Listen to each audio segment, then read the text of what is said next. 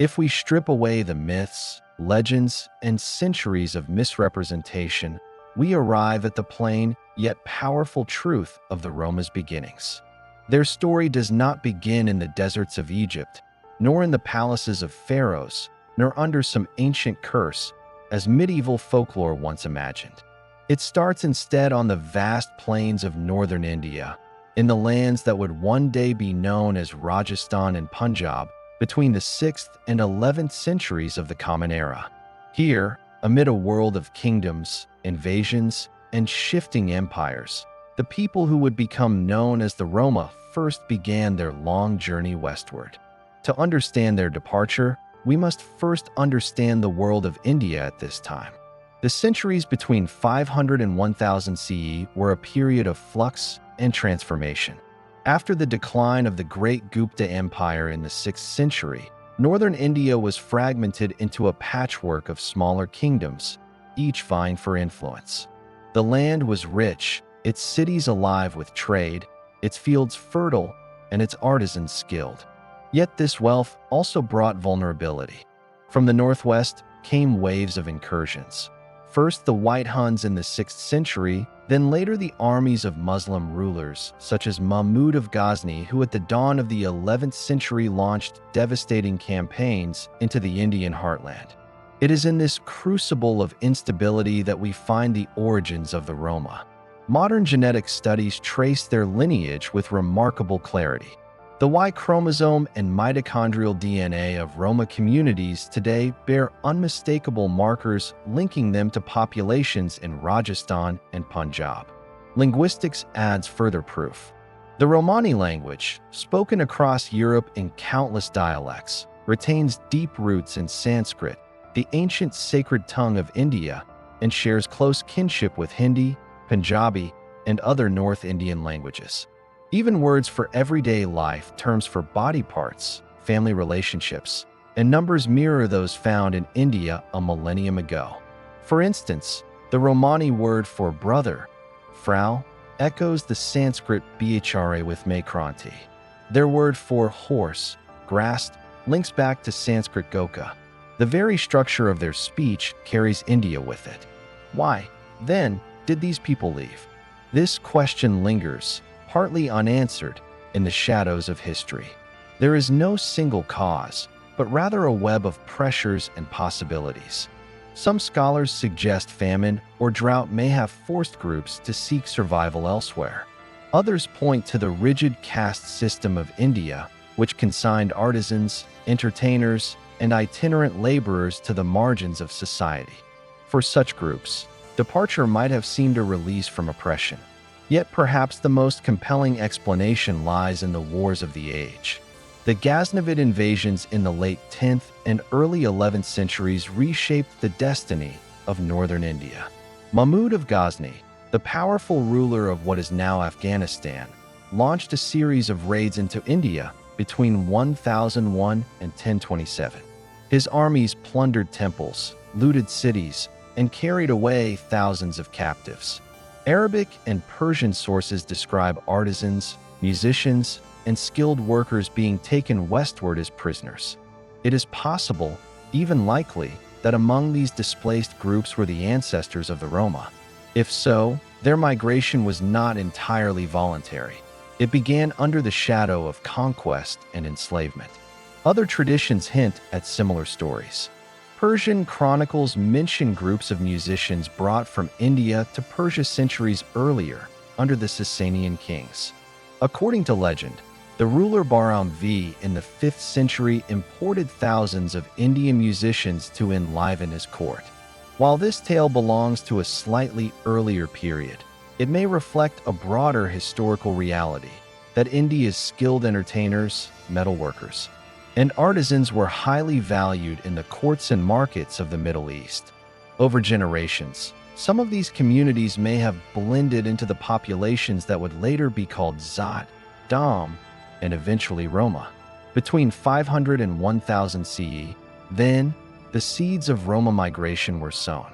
Some groups likely departed gradually, drawn by trade or employment. Others may have been uprooted violently, carried away as captives of conquest. What unites them is the sense of movement, of leaving India behind and stepping into a new and uncertain world. It is important to stress that this was not a single exodus. Rather, it was a series of movements across generations, spread out over centuries. We should not imagine a single caravan marching westward in the year 1000, but instead many smaller groups, artisans, entertainers, and laborers, drifting slowly across Persia and Armenia. Each group carried fragments of their language, their skills, and their traditions. Over time, these fragments coalesced into the shared identity of the Roma. By the 9th and 10th centuries, Arab and Persian sources began to notice them. Groups identified as Zad, a term linked to Indian migrants, were recorded in Mesopotamia, living along the Tigris and Euphrates. These that were noted for their skills in agriculture and irrigation, but also for their music and entertainment. Some settled, while others roamed. In 855, a revolt of Zat communities was recorded near Basra, in present-day Iraq. These records provide some of the first historical glimpses of the Roma's ancestors outside India. Yet even as they adapted to new lands, traces of their Indian origin endured. Their music, with its complex rhythms and improvisational spirit, carried echoes of Indian tradition. Their craftwork, especially in metal, reflected techniques honed on the subcontinent. Their stories, passed orally across generations, bore the cadence of Indian folklore. Though the land they left behind grew more distant with each passing century, India remained in their language, in their songs, and in their blood. To grasp the magnitude of this migration, we must place ourselves in their world. Imagine a family leaving the fields of Punjab in the 9th century, moving westward with little more than tools, instruments, and memory. Imagine them walking through Persia, meeting others who shared their tongue but had left at different times from different villages. Imagine their children learning to blend Indian words with Persian, to play music that mingled Eastern scales with Western. Over generations, a people without a written history carried their story forward in voices, in craft, in survival. By the year 1000, the Roma were no longer simply Indians abroad. They were becoming something new, a distinct people, forged by migration, defined by difference, and yet united by their resilience. They had not yet reached Europe, but the road was already set before them. The centuries of exile, survival, and creativity that would mark their history had begun. In this way, the period from 500 to 1000 CE is not just a prelude, but the true beginning of Roma history. It is the era in which they took their first steps away from India, carrying with them fragments of a homeland they would never again fully reclaim. It is the moment when their story diverged from the great empires and kingdoms of South Asia and began to chart its own, wandering course. From this moment forward, the Roma would live a paradox. They would be everywhere and yet belong nowhere. They would shape the cultures they touched and yet remain outsiders within them. Their empire would never be of stone or land, but of memory, music, and survival. And it all began here, in the uncertain centuries between 500 and 1000 CE, when the first wanderers stepped onto the long road west. By the dawn of the second millennium, the Roma people were no longer rooted in the soil of India. Their ancestors had begun the long journey westward, and by the 11th century, the evidence of their presence appeared far beyond the subcontinent. This was the era when the Roma crossed worlds, moving out of India through Persia and Armenia and into the Byzantine Empire. It was during these centuries that they began to appear in the written records of other civilizations, no longer just fragments carried in language and blood, but strangers observed by settled peoples who did not know who they were or where they had come from. The world into which the Roma stepped was itself in transition. The 11th to 13th centuries were an age of shifting empires, holy wars, and global trade. The Islamic caliphates stretched from Spain to Central Asia, ruling over a patchwork of peoples and cultures. The Byzantine Empire, though weakened, still stood as the eastern bulwark of Christendom, its capital Constantinople glittering as one of the greatest cities of the medieval world. To the north, nomadic powers like the Pecheneg, Cumans, and later Mongols surged across the Eurasian steppe, reshaping frontiers with fire and movement. It was into this restless world that the Roma entered, and their role within it was to be both indispensable and mistrusted. Persian and Arabic sources of the 11th century speak of wandering groups known as Zat or Dam, names that scholars often link to the ancestors of the Roma. These groups were described as musicians, entertainers, and artisans, often moving from place to place. In Mesopotamia, the Zat were noted for their skills in irrigation and agriculture, particularly in the marshlands near Basra. But the relationship between them and the settled authorities was uneasy. In 855, a Zat revolt had erupted against Abbasid rule, leaving a lingering association between Indian migrants and unrest. By the 11th century, the Zat were sometimes resettled forcibly, dispersed across the empire to prevent further rebellion. Here we see the early outlines of a pattern that would define Roma history for centuries. Their skills made them valued, their difference made them feared, and their independence made them targets of control. From Persia, some groups moved into Armenia. Armenian chronicles of the 12th century describe wanderers skilled in metalwork, fortune-telling, and entertainment. They were outsiders, living on the margins of society, but they were recognized as a distinct group. Some scholars suggest that this is one of the first points where the Roma are identified clearly, no longer only through indirect labels like Zat, but as communities whose strangeness was noted and remarked upon. Crossing into the Byzantine Empire, the Roma encountered one of the most sophisticated societies of the medieval world. Constantinople was a hub of trade, faith, and imperial power, and the empire encompassed peoples from Greece, Anatolia, the Balkans, and beyond. It was here that the Roma were called the Thinganoi, a Greek term that originally referred to a heretical sect but came to be applied to these newcomers. The word carried connotations of untouchability, of people outside the social and religious order. To the Byzantines, the Roma were exotic, mysterious, and faintly dangerous. Yet, paradoxically, they were also useful. The Byzantines employed Roma as soldiers, entertainers, and especially as animal trainers. Sources from the 11th and 12th centuries describe them as skilled handlers of wild beasts, brought to court to entertain the emperor with displays of lions, bears, and monkeys. Others became known for fortune-telling and divination, practices that, while frowned upon by the Orthodox Church, found eager audiences among ordinary people. This duality, admired for their skills, condemned for their difference, set the tone for their relationship with Europe for centuries to come. The Roma were not passive wanderers in this world. They adapted, integrated fragments of the cultures they encountered, and yet retained enough of their own traditions to remain distinct. Their language absorbed Persian, Armenian, and Greek words, layering them onto the Sanskrit-derived base they carried from India. Their crafts evolved, blending Indian techniques with Middle Eastern styles. Their music, already rich with Indian rhythms, began to take on the tonalities of the Middle East and Byzantium. In this way, their culture was both a mirror of their migrations and a defense against assimilation, constantly absorbing, yet always retaining a core identity. The 11th to 13th centuries were also a time of violence, and the Roma could not escape its reach. The Crusades, launched at the end of the 11th century, tore through the Byzantine Empire and the Levant. The armies of Western Europe marched eastward, and with them came upheaval, massacre, and displacement.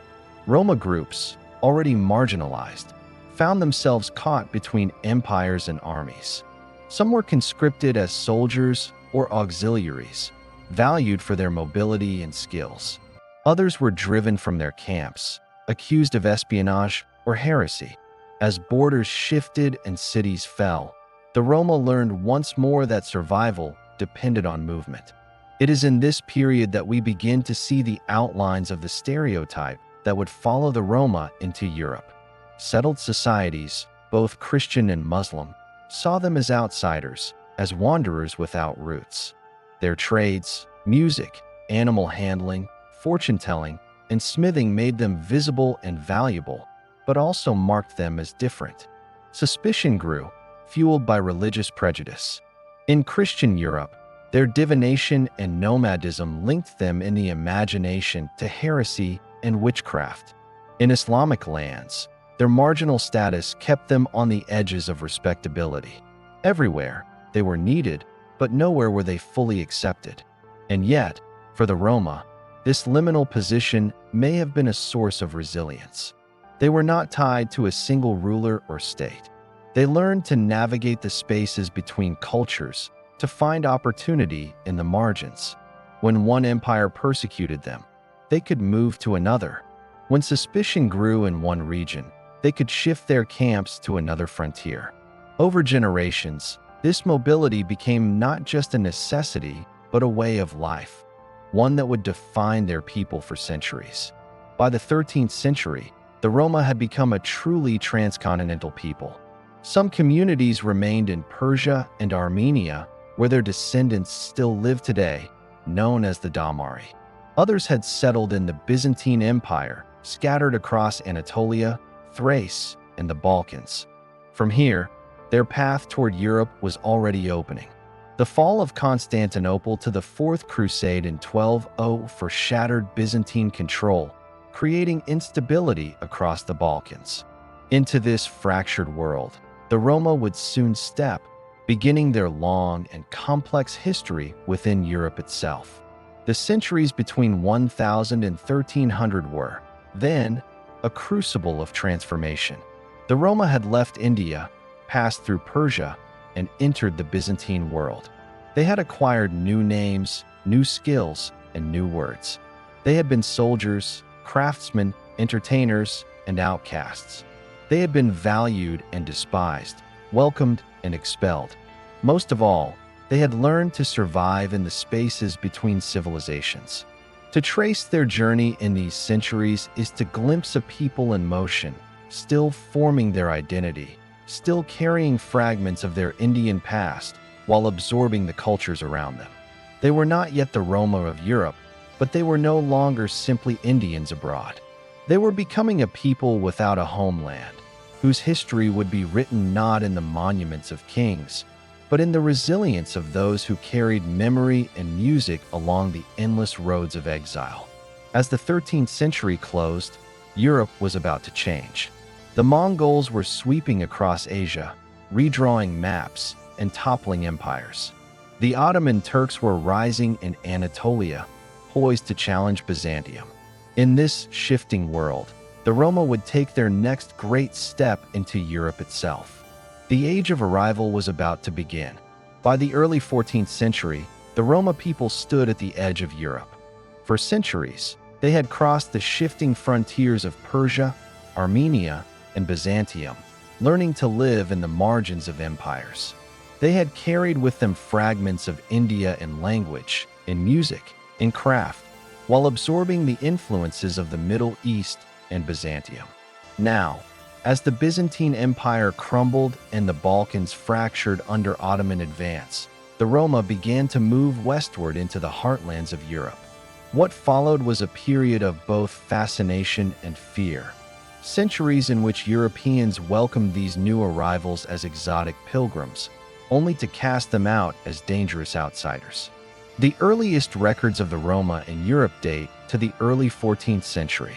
In 1322, a Franciscan friar named Simon Simeones traveled through Crete.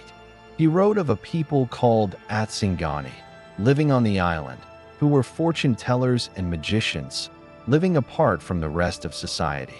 This is one of the first clear mentions of Roma in European lands. Soon after, other chronicles began to note their presence in the Balkans, describing them as itinerant groups skilled in entertainment, animal training, and craftsmanship. The Balkans were the natural gateway to Europe. At this time, The region was a frontier between Christian kingdoms, remnants of Byzantium, and the rising power of the Ottoman Turks. The constant wars and shifting rulers created instability, but also opportunities for those who could move and adapt. The Roma, with their traditions of mobility and resilience, found ways to settle temporarily, offering services as blacksmiths, musicians, or animal handlers, while avoiding the suspicion of rulers and clergy. By the 15th century, Roma groups had spread far beyond the Balkans. Records from Germany note their arrival in Hildesheim in 1417. 10 years later, in 1427, a large group entered Paris, where chroniclers described their dark skin, unusual language, and fortune-telling practices. In Spain, they were noted by the late 15th century. In England, Roma communities were first recorded around the same time. Within a century, they had reached almost every corner of Europe. Europeans, encountering the Roma for the first time, sought to place them within familiar categories. Many believed they came from Egypt. Their name in English, Gypsy, is derived from Egyptian, and similar terms appear across Europe: Egyptianos in Spain, Gitanos in France. This mistaken identity shaped much of their treatment. Some groups of Roma even leaned into the idea, presenting themselves as Christian pilgrims from Egypt, wandering the world as penance for their people's sins. In an age of deep religiosity, this story won them protection. Letters of safe conduct were issued by kings and popes, granting them the right to travel. In 1417, Sigismund, King of Hungary and later Holy Roman Emperor, offered Roma groups safe passage. In Rome, the Pope himself received them, blessing their pilgrimage. For a brief time, the Roma were treated not as strangers to be expelled, but as pilgrims on a sacred journey. They were invited into cities, housed in monasteries, and even given alms. Chroniclers describe them setting up camps outside city walls, where townsfolk would gather to hear their music, watch their animal tricks, or have their fortunes told. To a Europe fascinated by the exotic, they seemed like travelers from biblical lands, living remnants of an ancient past. But fascination soon curdled into suspicion. Their unfamiliar customs, their strange language, and their refusal to settle made them objects of distrust. The church frowned upon fortune-telling and divination, condemning it as superstition and witchcraft. Local guilds resented their skills as metalworkers and musicians, seeing them as competition. Rumors spread of theft, sorcery, and child stealing. By the late 15th century, the same rulers who had once granted safe conduct were issuing edicts of expulsion. In 1493, the Reichstag of the Holy Roman Empire declared Roma outlaws, accusing them of espionage for the Turks. In Spain, the harsh pragmatica of 1499 forced them either to settle and abandon their language and customs or face expulsion. In France, they were banished under penalty of death. In England, they were branded as vagabonds, subject to arrest and deportation. Within a few decades, the welcome had ended, replaced by centuries of persecution. The shift from welcome to suspicion reveals much about Europe in this period. The 14th and 15th centuries were times of crisis.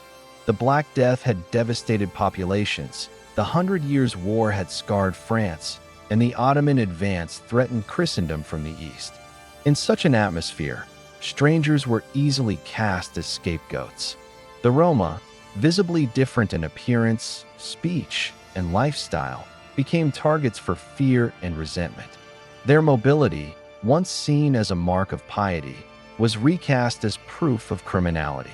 Their skills, once admired, were denounced as tricks. Yet despite these challenges, the Roma endured. They adapted to their circumstances, sometimes by presenting themselves as pilgrims, sometimes by offering their services to kings or nobles. Roma blacksmiths repaired weapons and tools for armies. Roma musicians were hired by courts and festivals, their melodies blending with local traditions to create new musical forms. Roma women offered fortune-telling, weaving a precarious livelihood from the fascination of townsfolk. Wherever they went, they found ways to survive, often in the shadows of society, often under threat of expulsion. The 14th and 15th centuries thus marked a pivotal moment in Roma history. For the first time, they had entered the consciousness of Europe, no longer invisible wanderers, but a people who could not be ignored. Their arrival provoked wonder, curiosity, and fear. Myths grew around them, that they were Egyptians, that they carried curses, that they were forever destined to wander. These myths would cling to them for centuries, shaping laws, persecutions, and stereotypes. But behind the myths lay the reality of a people navigating survival in a hostile world. The Roma were not pilgrims cursed to wander. They were migrants, displaced by centuries of upheaval, carving out lives in the margins of Europe.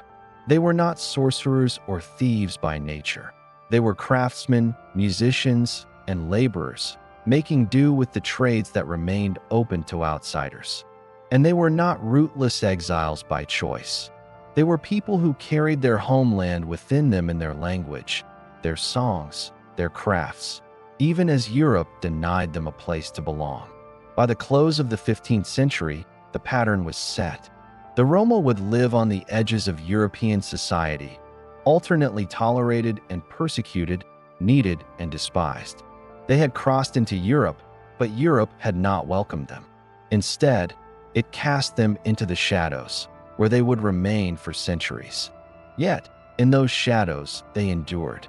They passed their traditions from parent to child, across generations, across borders. Their language survived, enriched by new words but never extinguished. Their music thrived, adapting and influencing the cultures they touched. Their crafts continued, in smithing, in woodwork, in trade.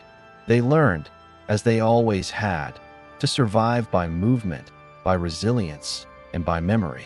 The 14th and 15th centuries, then, are not simply the story of the Roma's arrival in Europe. They are the story of how Europe first constructed its myths about them, myths that would justify centuries of exclusion. They are the story of how a people who had walked from India to Europe in search of survival found themselves cast as permanent outsiders. And they are the beginning of the long, painful history of exile that would define Roma existence in the centuries to come. In the next era, the 16th and 17th centuries, those patterns would harden into law. What had begun as suspicion would become systemic persecution. The Roma would be enslaved in the East, expelled in the West, and hunted across the continent. Yet, just as in the centuries before, they would endure. Their empire, without land or throne, was already taking shape as an empire of survival, built on the roads of exile. By the dawn of the 16th century, the Roma had spread across Europe. From the Iberian Peninsula to the Carpathians, from the German lands to the British Isles, they were no longer a fleeting curiosity. Their presence had become permanent, visible, and impossible to ignore. But as their visibility grew, so too did the hostility directed against them. What had once been treated as exotic difference was now recast as dangerous deviance.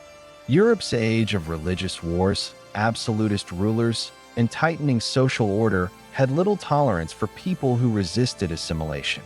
And so began 2 centuries of systematic exclusion, an age of exile that forced the Roma into shadows, borders, and margins, where they would survive only through endurance and adaptability. At first, the hostility expressed itself in legal codes. In Spain, the Pragmatica of 1499 marked the beginning of centuries of anti-Roma legislation. The edict demanded that Roma abandon their language, cease their nomadic way of life, and settle permanently in one place. It required them to adopt honest trades, those recognized by the guilds and authorities, or face exile. Similar edicts followed in 1539, 1586, and throughout the 17th century. In France, ordinances from the early 1500s expelled Roma communities from towns and villages, branding them as vagabonds and criminals. The Diet of Augsburg in 1500 declared the Roma traitors and spies, stripping them of legal protection across the Holy Roman Empire. England followed a parallel path.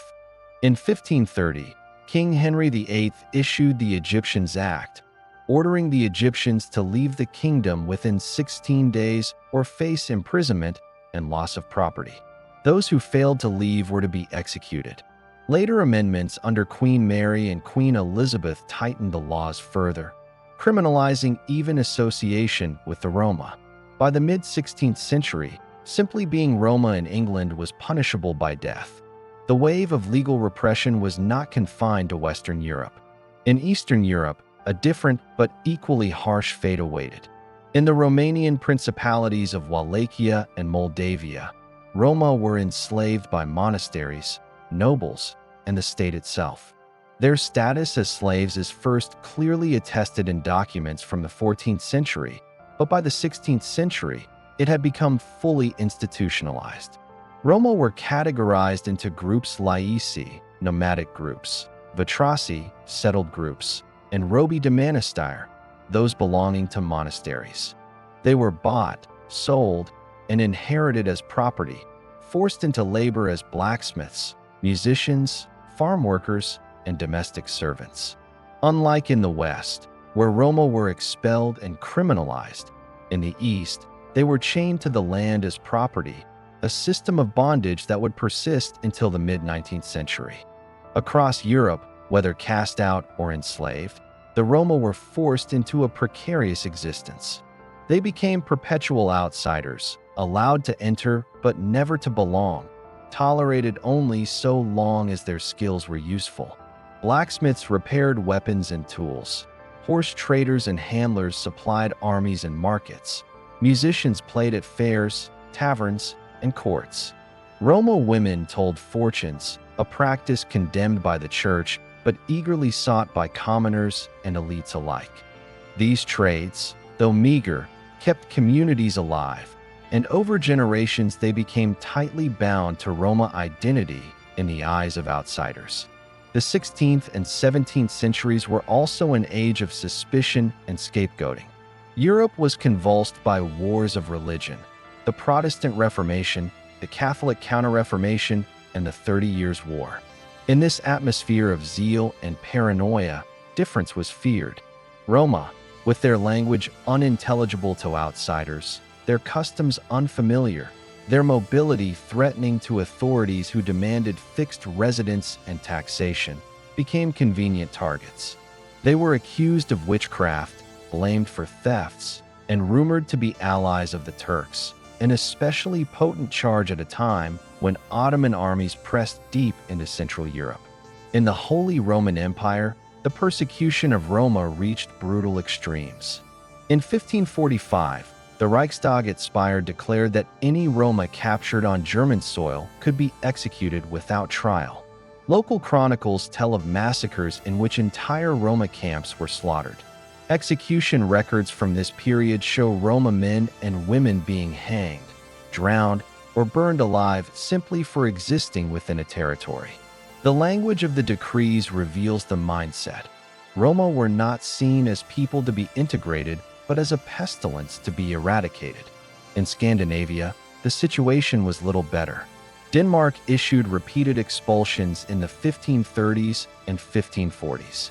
Sweden, during the reign of Gustav Vasa, banned Roma and threatened death to those who harbored them. Yet, despite these measures, Roma families continued to appear in court records, baptisms, and local disputes, evidence that, even under relentless pressure, they persisted, finding cracks in the walls of exclusion. The paradox of this age lies in the tension between rejection and reliance. Roma were expelled from towns, yet they were invited back when armies needed blacksmiths or when nobles desired music. They were condemned as vagabonds, yet their mobility made them valuable traders and messengers in a fractured Europe. Even as laws sought to erase them, demand for their skills ensured their survival. This cycle of rejection and dependence defined their relationship with Europe for centuries. The 17th century saw this pattern intensify. As states centralized and rulers asserted more control over their populations, the Roma were increasingly forced into invisibility. Authorities sought to categorize, register, and tax their subjects. Those who slipped through the net were branded criminals. Roma responded with resilience, traveling in smaller groups, adopting local surnames, and sometimes converting to Christianity to ease suspicion. Their language, Romani, adapted as well, borrowing heavily from local tongues while preserving its Indo-Aryan roots, a testament to both adaptation and continuity. In Spain, the crown launched repeated campaigns to eradicate Roma culture. Royal decrees demanded that Roma abandon their dress, cease using the Romani language, and disperse into settled communities. Those who resisted were imprisoned, branded, or sent to forced labor in galleys. In 1619, a sweeping decree ordered the complete expulsion of Roma from Castile. Yet, despite centuries of repression, the Roma presence in Spain endured, giving rise over time to the Gitanos culture that would profoundly shape Spanish music and dance, particularly flamenco. In France, similar repression unfolded. Roma were expelled from Paris in 1561, then again in 1612, 1633, and 1682. Each decree failed. Roma families returned, settling on the outskirts, blending into rural life, or finding niches in trade. Their music, too, left a mark, weaving into folk traditions and courtly entertainment. Eastern Europe, meanwhile, remained marked by slavery.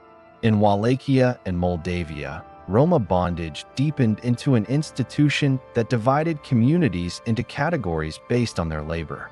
Roma slaves were forbidden from leaving their masters, forbidden from marrying outside their group, and forbidden even from seeking education. Monasteries accumulated large populations of Roma slaves, whose forced labor enriched the church.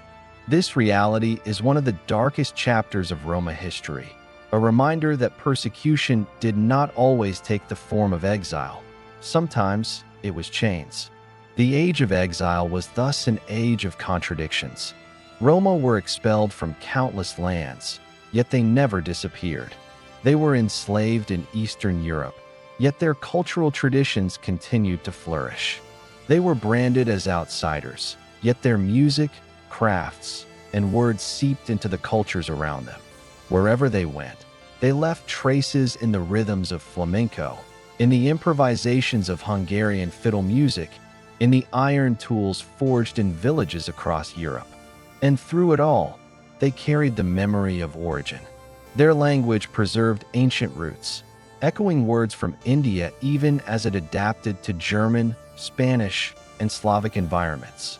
Their oral traditions kept alive stories of migration and survival.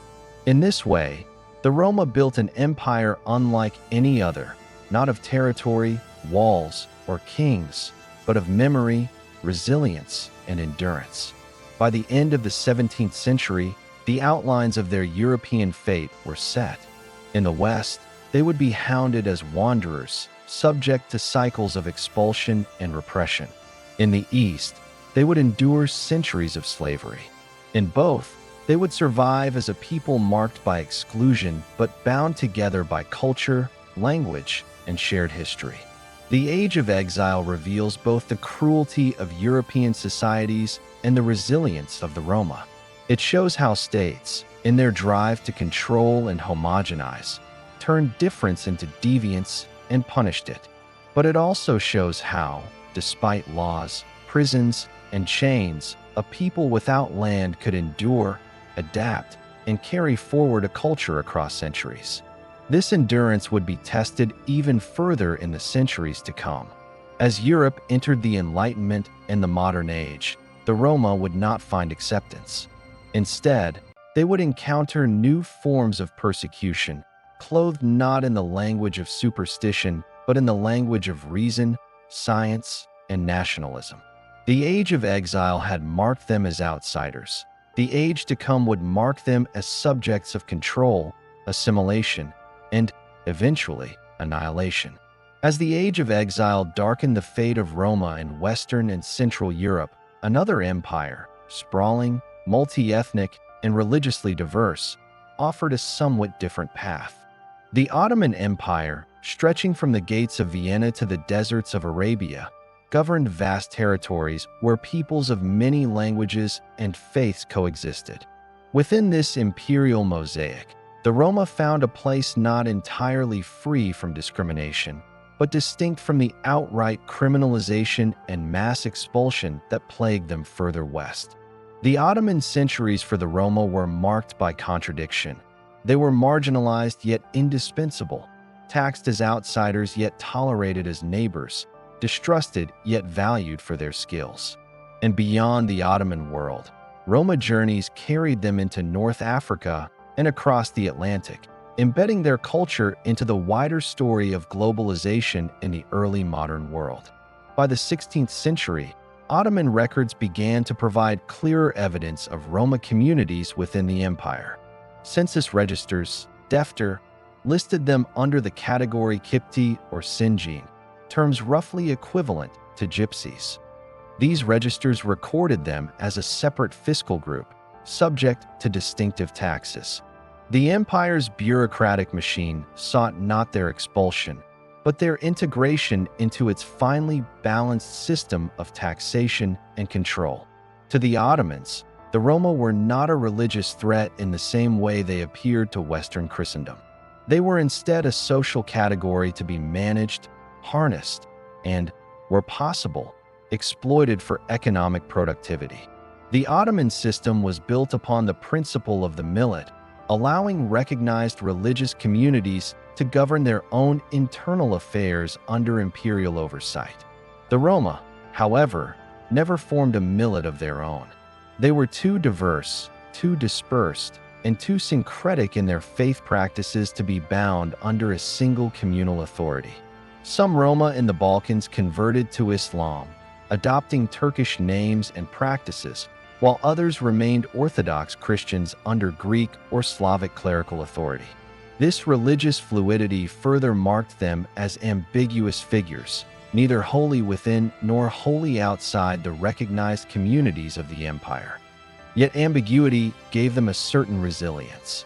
While Christian Europe sought to homogenize and cast them out, the Ottomans, with their more pragmatic approach to diversity, found space for them in the imperial order.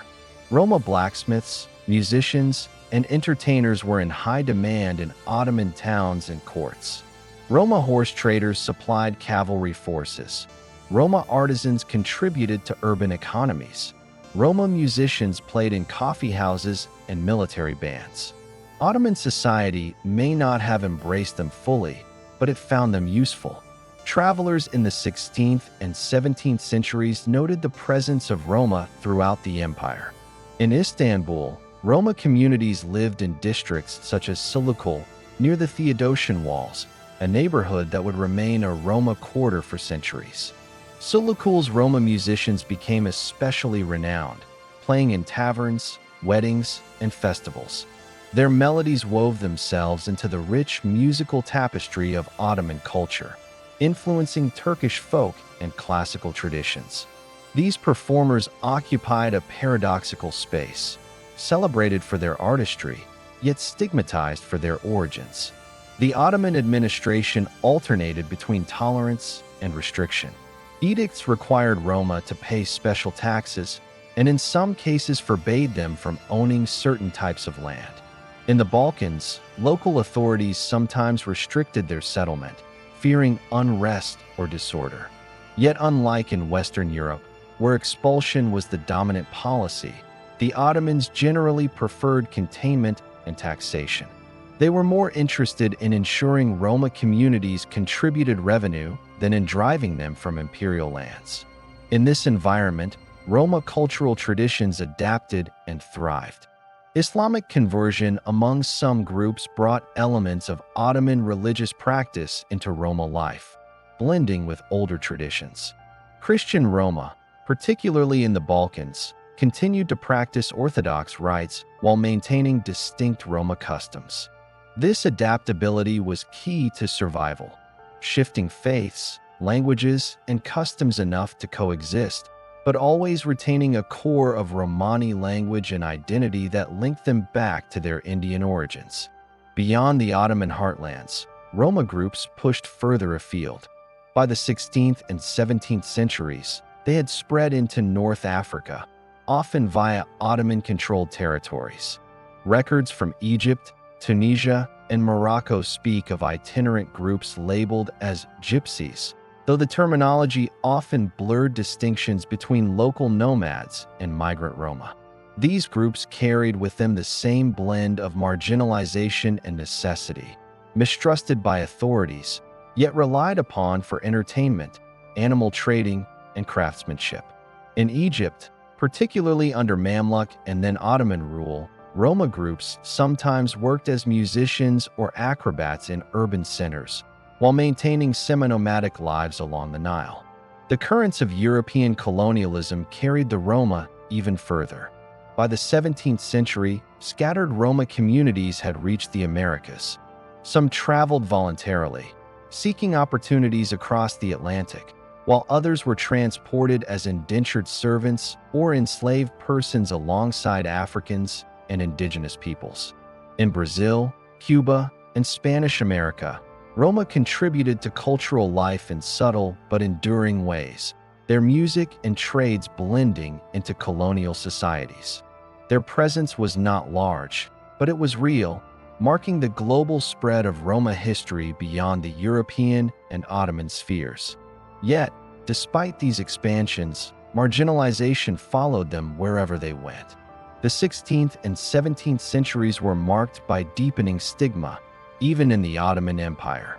The perception of Roma as unreliable, deceitful, or morally suspect was widespread.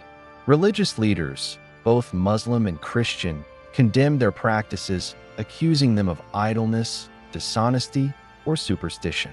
Legal codes reinforced stereotypes, often prescribing harsher punishments for Roma than for others convicted of the same offenses. Still, the Ottoman centuries provided a relative haven compared to the lethal persecutions of Western Europe. Roma were not burned in mass executions or legally exterminated as in the German lands. They were not enslaved en masse by state decree, as in Wallachia and Moldavia. They lived under heavy burdens, but they endured, and their endurance allowed them to act as cultural mediators across imperial borders.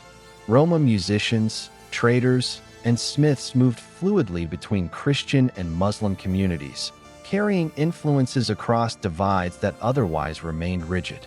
In this sense, they were liminal figures, both excluded and essential, marginalized yet indispensable. One of the most enduring contributions of the Roma in this era was musical. In Spain, Roma communities Gitanos fused their traditions with Andalusian, Moorish, and Christian influences, sowing the seeds of flamenco. In Eastern Europe, Roma musicians became central to Hungarian and Balkan folk traditions, their fiddles and lutes animating village dances and aristocratic salons alike. In the Ottoman world, Roma bands played at imperial festivities, weddings, and coffee houses, ensuring that the Roma sound became part of the very fabric of the empire's auditory landscape. This cultural impact was all the more remarkable given the weight of oppression. The early modern world was a place of tightening social hierarchies, where difference was policed and punished. Roma communities, whether in Istanbul, Cairo, Seville, or the Carpathians, lived with the constant risk of expulsion, violence, or enslavement. Yet they adapted, sometimes by blending in, sometimes by withdrawing into secrecy, always by holding on to the portable elements of culture, language, music, craft, and story. By the late 17th century, the outlines of their global presence had become clear. They were a people scattered from India to Iberia, from Istanbul to Cairo, from the Balkans to the New World. They had no homeland, no single ruler, no army or state. Yet they carried with them a shared identity, recognized both by themselves and by the societies that marginalized them. This identity was fluid and adaptive, capable of surviving in the markets of Cairo, the villages of Transylvania, and the ghettos of Seville. The Ottoman centuries thus illustrate a critical paradox in Roma history. Within the empire, they were burdened by taxes, stigmatized by officials, and sometimes forced into marginal spaces. Yet they were also woven into the daily life of one of the world's greatest empires, contributing to its music, economy, and culture in ways both visible and invisible. And beyond, as they crossed into North Africa and the Americas, they became part of the early modern story of global migrations, carrying their traditions into new and distant lands. Their journey in the 1500s, 1700s reminds us of the fragility and endurance of stateless peoples. Without an army, without a homeland, without protection, the Roma survived by moving through the cracks of empires, never fully inside, never entirely outside, always adapting, always enduring. By the dawn of the 18th century, Europe was entering what it proudly called the Age of Enlightenment. It was an age of reason, of scientific inquiry, of revolutions in thought that sought to cast off superstition and bring light into the darkness of ignorance. But for the Roma, this new world did not offer liberation. The same rationalism that sought universal truths was turned into a weapon of exclusion. Reason was deployed to mark them as a race apart, destined for inferiority.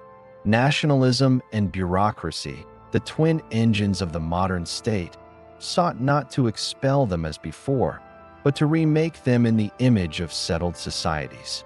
If the 16th and 17th centuries had been the age of exile, then the 18th and 19th centuries were the age of control, a time when governments tried to bend the Roma into conformity, and when those who resisted were punished with poverty, marginalization, and sometimes death.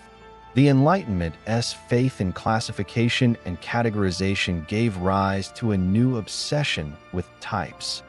Natural philosophers, early anthropologists, and racial theorists cataloged people as if they were plants or animals. Within this new framework, the Roma became a subject of fascination and suspicion. Linguists noted their language's resemblance to Sanskrit, a discovery that hinted at their Indian origins. But racial theorists influenced by the rise of scientific racism portrayed them as a degenerate race, wandering parasites unfit for civilized life. These stereotypes hardened prejudice into what was claimed to be the objective truth, giving governments new justification for persecution and assimilation. At the same time, state authorities across Europe sought to extend their reach. Monarchs, eager to control populations, saw in the Roma a challenge to order. Their mobility disrupted systems of taxation and conscription. Their trades fell outside guild regulations. Their cultural difference seemed incompatible with emerging national identities. So states began to implement ambitious programs of forced assimilation. In the Habsburg lands, Empress Maria Theresa launched one of the most aggressive campaigns. Beginning in the 1760s, she issued decrees designed to eradicate Roma identity. Roma were forbidden from traveling in groups or using their language. They were forced to settle, conscripted into military service, and their children taken away to be raised in non-Roma households. The use of Romani names was banned, traditional dress outlawed, and Roma were compelled to adopt local surnames and attire. Maria Theresa's son, Joseph II, intensified these policies, extending forced settlement and prohibiting Roma from marrying within their own communities. These measures did not aim to expel, but to erase a cultural annihilation through assimilation. Similar trends unfolded elsewhere. In Spain, the crown pursued the Great Gypsy Roundup, La Gran Redada, of 1749, when thousands of Roma were arrested simultaneously across the country in an attempt to eliminate their presence. Men were sent to forced labor in naval dockyards, women and children to workhouses and prisons. Though the plan ultimately failed and many Roma were eventually released, the trauma lingered. It revealed the extent to which governments were willing to use coordinated violence to break Roma communities apart. In France, Enlightenment thinkers often romanticized the Roma even as the state suppressed them. Philosophers and writers depicted them as free-spirited wanderers, living beyond the bounds of stifling society. In Romantic literature of the 18th and early 19th centuries, the gypsy appeared as a symbol of wild freedom, mystery, and danger. Victor Hugo's Notre Dame de Paris immortalized the character of Esmeralda, a young gypsy woman whose beauty and freedom captivated and terrified the society around her. Yet such portrayals, however romantic, still reduced the Roma to caricatures, literary symbols rather than human beings. And outside the pages of novels, real Roma were subjected to harassment, exclusion from guilds, and restrictions on movement. Eastern Europe, meanwhile, remained gripped by slavery. In the Romanian principalities of Wallachia and Moldavia, Roma slavery persisted into the 19th century. They were divided into categories: those owned by monasteries, those belonging to the state, and those enslaved by private landowners. For centuries, Roma families were bought and sold, inherited as property, and forced into grueling labor. Some served as household servants, others as agricultural workers, while nomadic groups provided services as musicians, blacksmiths, and bear trainers. Marriage between enslaved Roma and free people was prohibited, ensuring the perpetuation of bondage across generations. The abolitionist movements of the 19th century finally turned attention to this institution. Influenced by broader currents of liberalism and humanitarianism, Romanian reformers began to challenge the morality of Roma slavery. Between 1843 and 1856, gradual emancipation laws were passed, freeing state-owned slaves first, then those belonging to monasteries, and finally those owned by private individuals. By 1856, slavery was formally abolished. Yet emancipation brought little material improvement.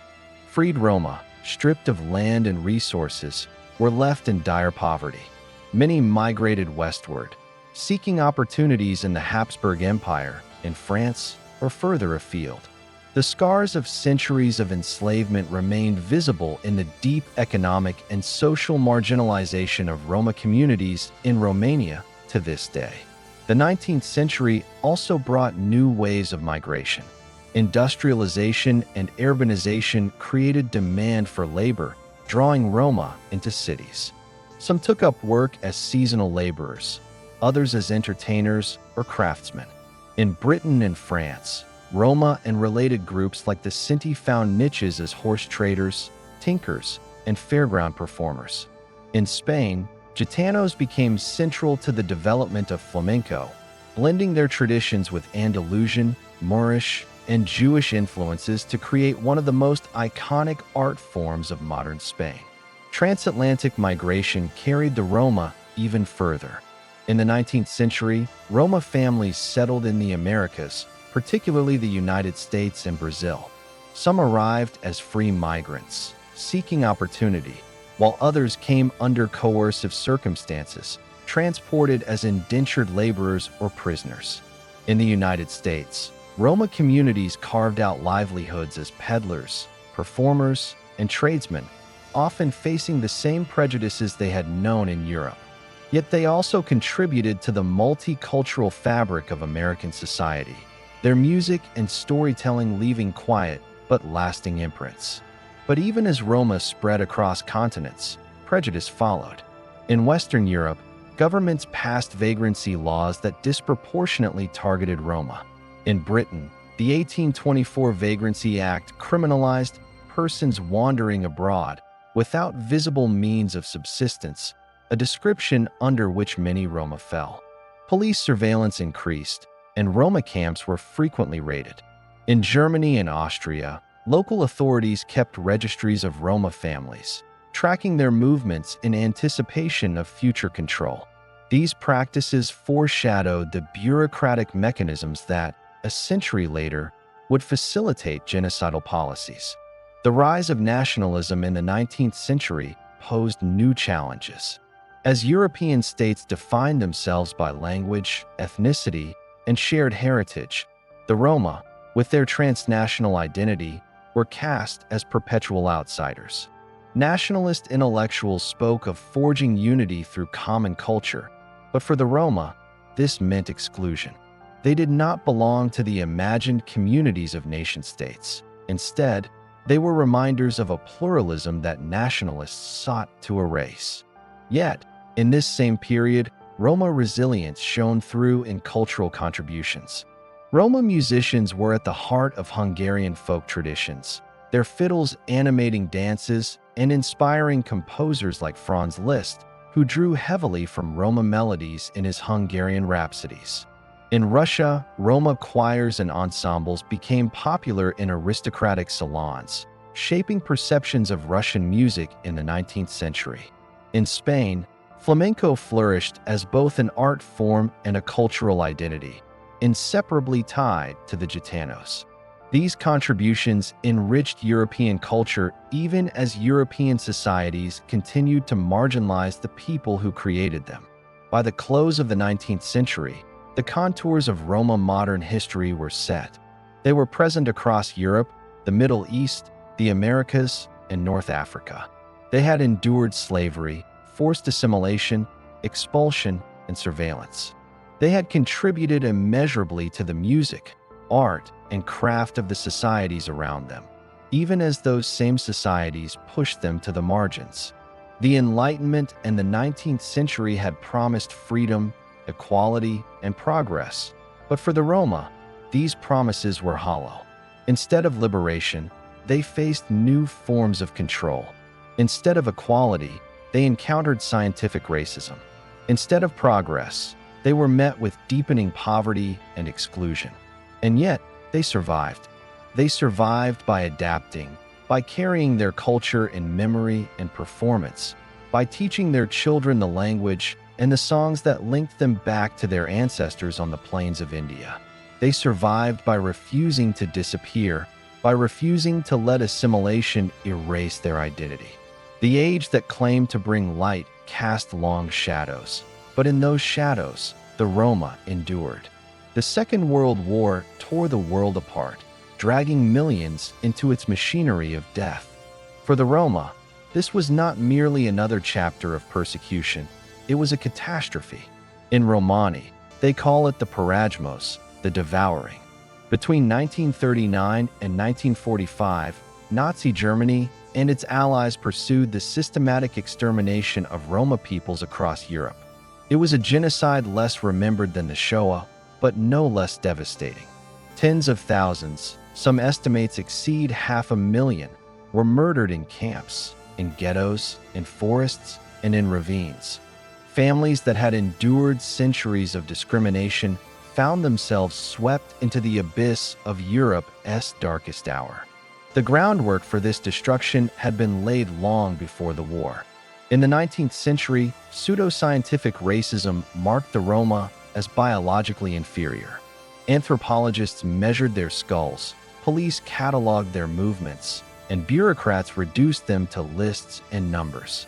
By the time the Nazis rose to power in 1933, Roma communities were already heavily policed, their lives circumscribed by surveillance and restriction. In Weimar Germany, the Gypsy question had been a subject of debate among criminologists and race theorists, who saw Roma as criminals by nature. In 1926, Bavaria established the Central Office for Combating the Gypsy Plague, a bureaucratic precursor to extermination. These structures would be expanded and weaponized under Nazi rule. The Nazi worldview was obsessed with racial purity. Jews, Roma, and others were cast as, untermenschen, subhumans who threatened the health of the Aryan body. The Roma were targeted both as a racial enemy and as asocials, outsiders who supposedly lived parasitically off society. In 1936, the Reich's Central Office for Combating the Gypsy Nuisance was established under Heinrich Himmler. That same year, as the world watched the Berlin Olympics, Roma families were rounded up and placed in special camps. including Berlin-Marsen, where they lived under guard, deprived of sanitation and medical care. By 1938, the persecution had escalated. The decree for the struggle against the Gypsy plague ordered the registration of all Roma in Germany. Police photographs, fingerprints, and genealogical charts were collected, marking entire families for destruction. Children were examined by racial hygienists, who determined their blood status. Many were labeled Zigeuner Mischlinge, Gypsy mixed bloods, and slated for sterilization. The machinery of classification, perfected through years of bureaucracy, now turned toward annihilation. When the war began in 1939, the persecution spread beyond Germany's borders. In occupied Poland, Roma were confined to ghettos alongside Jews. In Lodz, hundreds were crammed into squalid quarters, where disease and starvation killed many before deportations to Chelmno, where mobile gas vans suffocated them en masse. In the occupied Soviet territories, the Einsatzgruppen, mobile killing squads, massacred Roma in fields and forests, shooting entire communities and leaving their bodies in mass graves. In Ukraine, Belarus, and the Baltics, local collaborators often assisted in the killings, targeting Roma villages with the same merciless efficiency as Jewish shtetls. Auschwitz became the central symbol of the destruction. In 1942, Heinrich Himmler ordered the deportation of all Roma from the Reich to Auschwitz-Birkenau. There, they were confined to a special section known as the Zigeunerlager, the Gypsy family camp. Unlike Jewish prisoners, Roma were initially housed together as families, men, women, and children. They built their own huts, tried to maintain fragments of community life, and even held weddings inside the barbed wire. But conditions were horrific. Disease spread rapidly, with typhus and dysentery claiming thousands. Medical experiments were conducted on Roma children by Dr. Joseph Mengele, who injected them with diseases, operated on them without anesthesia, and used them to study twins. The Gypsy camp existed for nearly 2 years. In early 1944, Himmler ordered its liquidation. On the night of August 2nd to 3rd, 1944, the SS surrounded the camp. Those who could resist armed themselves with makeshift weapons, but they were hopelessly outnumbered. Over 4,000 Roma men, women, and children were taken to the gas chambers and murdered.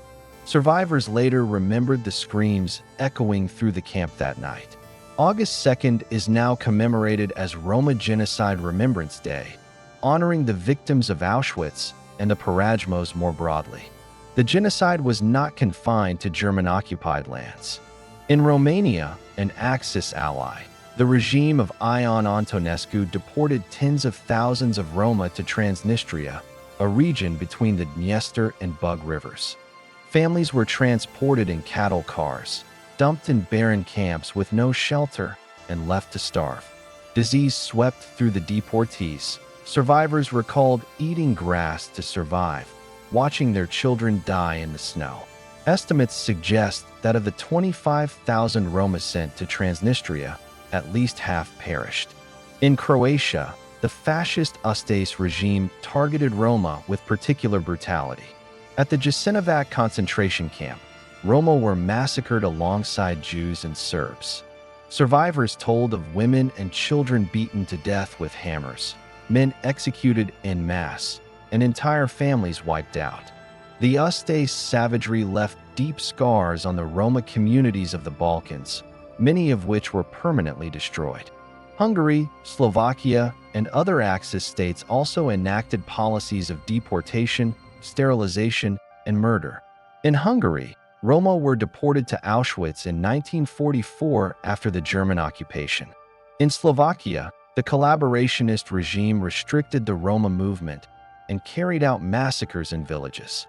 Across occupied Europe, wherever the Nazis' reach extended, Roma were marked for destruction. Unlike Jews, the Roma genocide was less centralized, often carried out through scattered massacres, starvation, and forced labor. This decentralized nature contributed to its post-war invisibility. Survivors were fewer, their voices rarely heard. And yet, their suffering was immense. Families that had survived centuries of exile, slavery, and marginalization were decimated within a few years. By the war's end in 1945, estimates suggest between 220,000 and 500,000 Roma had been murdered, nearly a quarter of Europe's Roma population. Some communities were annihilated. Others survived but were shattered, their traditions fragmented, their memories marked by trauma. The aftermath brought little justice. At Nuremberg, the genocide of the Roma was scarcely mentioned. Unlike Jewish survivors, Roma survivors often found no restitution, no recognition, and little sympathy. Many returned to their homelands only to face renewed discrimination. In Germany, laws that had criminalized Roma before the war were reinstated. Police continued to register Roma families, treating them not as victims, but as vagrants and criminals. In Eastern Europe, communist regimes suppressed discussion of the Porajmos, folding it into a general narrative of fascist crimes without acknowledging its ethnic specificity. For decades, the Roma genocide remained largely forgotten. It was not until the late 20th century that historians and activists began to bring it to light. Survivor testimonies were collected, mass graves documented, and archives opened. Slowly, the Porajmos entered public memory. In 1982, West German Chancellor Helmut Schmidt acknowledged the Nazi crimes against the Roma, calling them genocide. Since then, recognition has spread, though often unevenly. August 2nd is now marked across Europe as a day of remembrance, yet ignorance remains widespread. The Porajmos stands as a reminder of the fragility of marginalized peoples in the face of state violence. The Roma, long scapegoated and dehumanized, became easy targets for extermination. Their destruction was not an aberration, but the culmination of centuries of exclusion, surveillance, and control. In the modernity of the 20th century, an age of science, of bureaucracy, of nationalism, their ancient vulnerability was transformed into mass death. And yet, survival endured. Roma communities carried their songs, their language, their faith through the wreckage. Children who lived through Auschwitz and Transnistria grew into elders who told their stories. In whispered memories and in public testimonies, they passed on the memory of the devouring. For a people without a state, memory itself became the homeland, fragile but unbroken. The Porajmos is not only a history of destruction, it is also a history of survival. And in remembering it, we restore voices that totalitarianism tried to erase. We hear the echoes of mothers singing lullabies in Auschwitz, of fiddlers playing in ghettos, of children whispering prayers in forests before execution. Their lives were cut short, but their memory endures, a testament to resilience against the abyss. When the guns of the Second World War fell silent in 1945, Europe lay in ruins. Cities were reduced to rubble, empires collapsed, and millions were displaced. For the Roma, who had endured the unspeakable violence of the Porajmos, survival should have marked the beginning of a new chapter, a chance for dignity, recognition, and security. Yet the reality was far harsher. Instead of justice, most Roma survivors returned to the same prejudice, exclusion, and invisibility they had faced for centuries. The post-war years offered little acknowledgement of Roma suffering. At the Nuremberg trials, where Nazi leaders were prosecuted for crimes against humanity, the genocide of the Roma was scarcely mentioned. Official documents rarely listed them as victims. Instead, their persecution was dismissed as a matter of wartime policy against asocials, rather than genocide driven by racial ideology. This silence shaped decades of neglect, leaving Roma communities without recognition or reparations. In West Germany, laws that had criminalized Roma before the war were reinstated. Police continued to register Roma families, treating survivors not as victims, but as vagrants and potential criminals. Even those who had survived Auschwitz or Buchenwald found themselves excluded from compensation schemes, forced to prove racial persecution in a system rigged against them. Eastern Europe, now dominated by Soviet-backed regimes, presented a different landscape, but one equally difficult for Roma communities. Communism promised equality, but in practice, it sought assimilation. Nomadism, a traditional way of life for many Roma groups, was declared incompatible with socialist modernity. Governments across Eastern Europe pursued forced settlement campaigns, breaking caravans, seizing horses and wagons, and moving Roma into permanent housing, often on the margins of towns and villages. On paper, Roma were granted work, education, and healthcare like other citizens. In practice, they were pushed into the most menial jobs, segregated in schools, and subjected to constant police surveillance. In Czechoslovakia, for example, Roma were forcibly relocated from Slovakia into the Czech lands during the 1950s and 60s, a policy meant to disperse them and dilute their cultural identity. In Bulgaria, authorities banned traditional Roma occupations and imposed compulsory labor. In Hungary, Roma were employed in state farms, mines, and factories, but their settlements remained stigmatized as slums. While literacy rates did improve under communism, poverty and prejudice endured. The rhetoric of equality masked the reality of systemic exclusion. Yugoslavia, though less repressive, also pursued assimilation. Many Roma became urbanized during the socialist period, working in factories and living in cities like Belgrade and Skopje.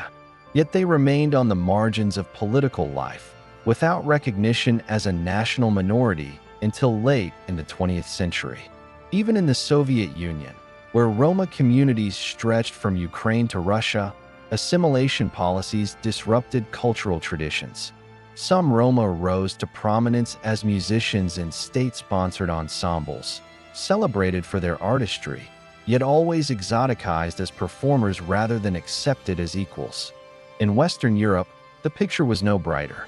Roma and other traveling peoples were often denied housing, harassed by police, and excluded from welfare programs. France maintained a special law from 1912 that required itinerants to carry identity booklets, subjecting them to constant checks. Britain tolerated some Roma and traveler groups, but also pursued evictions and restrictions on caravan sites. Across the continent, the Roma remained a people without political power, trapped in cycles of poverty and prejudice. It was not until the 1970s that Roma voices began to break through this silence.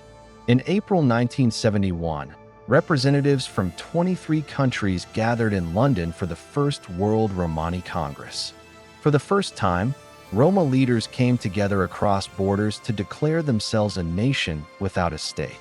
They adopted a flag blue and green, symbolizing the sky and the earth, with a red chakra wheel recalling their Indian origins. They chose an anthem, Jelam, Jelam, a song of suffering and survival. The Congress also pushed for the use of Roma as a unifying name, rejecting the exonym Gypsy, which had carried centuries of prejudice. This moment marked the birth of a global Roma movement. Subsequent congresses in Geneva, 1978, Göttingen, 1981, and Warsaw, 1990, built momentum, calling for recognition of Roma rights and acknowledgement of the Porajmos as genocide. Activists demanded inclusion in international frameworks, and slowly their voices reached institutions like the United Nations and the Council of Europe. The fall of communism in 1989 brought sweeping change to Eastern Europe, but for Roma communities, it unleashed new crises. The collapse of state industries left millions unemployed, and Roma, often the last hired and first fired, were among the hardest hit. State housing programs evaporated, pushing many Roma into makeshift settlements. Poverty deepened, and in countries like Slovakia, Romania, and Bulgaria, segregation sharpened. Schools often placed Roma children in special education for the mentally disabled, entrenching cycles of disadvantage. At the same time, nationalist movements surged across Eastern Europe. In the Balkans, the wars of the 1990s displaced thousands of Roma, many of whom were targeted by both Serb and Croat militias. In Kosovo, Roma communities were accused of collaboration and driven from their homes. Camps of displaced Roma dotted the landscape, with little international support. Elsewhere, in Hungary, the Czech Republic, and Slovakia, racist violence rose sharply. Skinhead groups carried out attacks, sometimes with deadly results.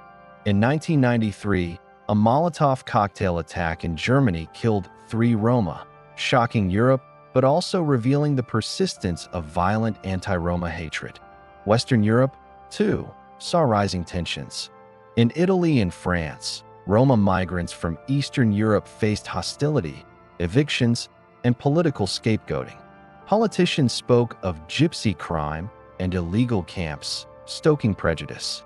In the United Kingdom, travelers and Roma faced battles over legal caravan sites, while tabloids perpetuated stereotypes. Even as Europe moved toward greater unity in the 1990s and 2000s, Roma communities were often excluded from its promises. Yet alongside hardship, Roma activism grew stronger. Organizations like the European Roma Rights Center, founded in 1996, began challenging discrimination through legal action. The decade of Roma inclusion, 2005 to 2015, supported by multiple governments and NGOs, sought to improve education, housing, and employment for Roma across Central and Eastern Europe. Progress was uneven, but it marked a recognition that Roma exclusion was a European problem requiring coordinated solutions. Cultural revival also gained strength. Roma artists, musicians, and writers used their work to challenge stereotypes and reclaim identity. Bands like Teraf de Haiduks from Romania or Goran Bregovic from the Balkans popularized Roma-influenced music worldwide. Filmmakers like Tony Gatliff brought Roma stories to the cinema, while Roma scholars began documenting their own histories. The memory of the Porajmos, long suppressed, finally began entering school curricula and museums. In 2012, the memorial to the Sinti and Roma victims of National Socialism was unveiled in Berlin, a solemn recognition of genocide long denied. Despite these advances, discrimination persists into the 21st century. In Hungary, far-right parties have demonized Roma as parasites. In Slovakia, entire Roma settlements remain segregated, lacking running water and electricity. In France and Italy, police raids on Roma camps continue. In Ukraine, violent mob attacks on Roma settlements have taken place as recently as 2018. Across Europe, Roma remain among the poorest, with life expectancy often a decade shorter than the majority population. Yet the Roma endure. They endure through music that still fills Europe's streets and festivals. They endure through activism that presses governments to confront prejudice. They endure through the preservation of the Romani language, spoken in countless dialects across the continent. And they endure through memory of slavery, of exile, of genocide, and of survival. The story of the Roma since 1945 is not one of triumph, but of persistence. From invisibility in the aftermath of genocide, to forced assimilation under communism, to exclusion in democratic Europe, their struggle reveals the unfinished business of human rights. The Roma remind us that freedom is fragile, that equality is never given but fought for. And today, as nationalism and xenophobia rise once more across the globe, their history speaks with urgency. The Roma remain Europe's eternal outsiders, but also its conscience. Their survival across 1,000 years of hostility is a testament to resilience. Their continued marginalization is a warning of how fragile justice remains. For a people without a homeland, history itself is home. And so, the road continues finding through centuries, across borders, into an uncertain future. The Roma walk it still, carrying with them a memory that Europe cannot afford to forget. The history of the Roma people spans more than 1,000 years. and yet it cannot be confined within the borders of any single empire, nor inscribed upon the walls of any great capital. They are a people without territory, without monuments of stone, without palaces or fortresses to mark their dominion. Instead, their empire is carried in memory, in language, in the music that drifts across Europe's streets, and in the persistence of families who have endured exile and exclusion yet remain unbroken. From the plains of northern India, they began their long migration westward between the 6th and 11th centuries. They carried with them skills in craftsmanship, music, and storytelling that would shape cultures far beyond their place of origin. In Persia, Byzantium, and the Ottoman Empire, they became soldiers, entertainers, and artisans, yet always outsiders. In medieval Europe, they were cast as Egyptians, magicians, or vagrants, and punished for their difference. In Eastern Europe, they were enslaved for centuries, bought and sold like property until the mid-19th century. Under the Nazis, they were targeted for extermination in the Porajmos, the devouring, in which hundreds of thousands perished. And yet, against all odds, the Roma survived. Their survival is not simply the story of endurance in the face of violence. It is also the story of adaptation of a people who learned to live in the cracks of Europe's social order, moving between kingdoms and empires, finding space where others would not allow its sustaining traditions through song, oral memory, and kinship. Their history is not one of conquest or power, but of resilience. Today, more than 10 to 12 million Roma live across Europe, from Spain to Russia, from Sweden to Greece. Their presence is felt in the rhythms of flamenco, in the violin traditions of Central Europe, in the jazz of Django Reinhardt, and in countless local expressions of culture. Roma communities contribute to art, craftsmanship, trade, and scholarship. Yet they continue to face discrimination, exclusion, and violence. They are Europe's largest minority, but also its most marginalized. The modern world has begun, slowly, to acknowledge this history. The Porajmos is now recognized as genocide. Memorials stand in Berlin, Auschwitz, and other sites of memory, where wreaths are laid each August 2nd in remembrance of the Roma murdered in 1944. International organizations support Roma rights, and activists press for equal access to education, healthcare, and housing. The Roma flag, blue and green with its red wheel, flies as a symbol of identity, while Gelum is sung as a national anthem for a people without a state. Yet memory is fragile, and prejudice endures. In many parts of Europe, Roma communities are still segregated, their children placed in special schools, their settlements lacking electricity or clean water. Politicians still exploit anti-Roma sentiment for easy votes, and attacks on Roma neighborhoods still occur. The history of the Roma is not only one of the past, it is being written in the present. The road of the Roma continues, winding as it always has through uncertainty. They remind us that history is not only the tale of kings and empires, of battles and treaties, but also the story of people who live outside the centers of power. Their story forces us to ask uncomfortable questions about belonging, exclusion, and the fragility of rights. For 1,000 years, Europe has sought to push the Roma to its margins, to confine them, to erase them, to devour them. And yet, they remain. Their survival is their defiance. Their cultural, oral, musical, and resilient traditions are their empire.